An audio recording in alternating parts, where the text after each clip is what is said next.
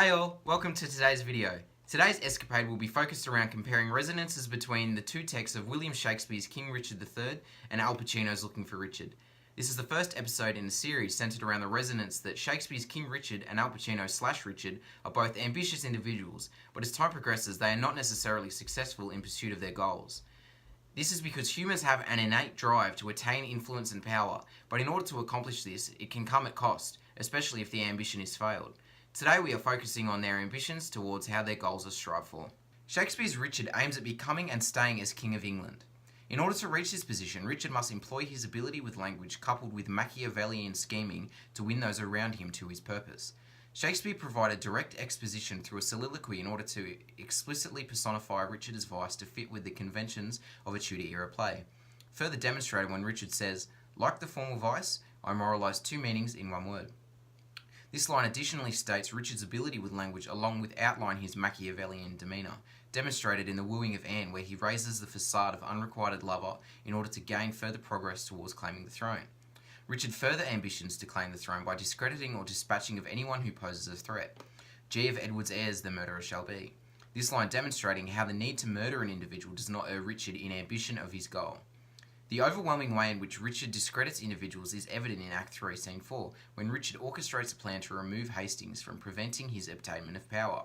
If thou talkst to me of ifs, thou art a traitor. Off with his head. Richard is ruthless in attempting to rise in the chain of being to the position of monarch.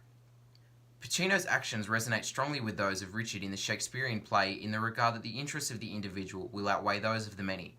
Pacino, within his Shakespearean doco-drama type thing, can be seen to have the primary aim of becoming the outright authority of Shakespearean production, a position of power and control not unlike Pacino's role of Mafia Don Michael Corleone from his earlier Godfather films.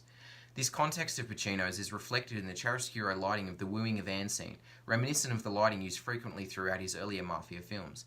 In his role as an actor, he operates in a Ricardian style, subtly and skillfully manipulating his fellow actors in order to place himself in a position of power. Who's going to see action around here? Should I say it, or should you say it? This, coupled with the amount of screen time which he gives himself, places him above those actors who perform alongside him, resonating with the Machiavellian nature of Shakespeare's Richard, who aims to become higher in the chain of being than those around him. Pacino still needs to prove himself more pertinent to the expression and performance of Shakespeare than the English scholars in order to become a guru on Shakespearean performance.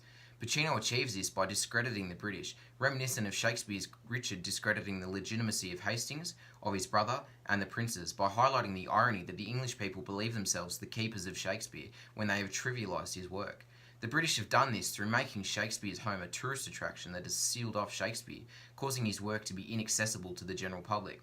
Pacino's disdain for this accepted treatment of Shakespeare is humorously demonstrated when he visits his birthplace, disrespecting this conservative British representation of Shakespeare by sounding the fire alarm, ruining the sanctity of the museum. A disruption which harkens back to the Shakespeare's Richard, who interrupted the accepted natural order of Elizabethan times by taking what was not rightfully his in the crown. These ambitious actions of both Richard and Pacino towards their ultimate goal resonate strongly together, as does the fact they are not necessarily entirely successful, as we will find out in the next episode.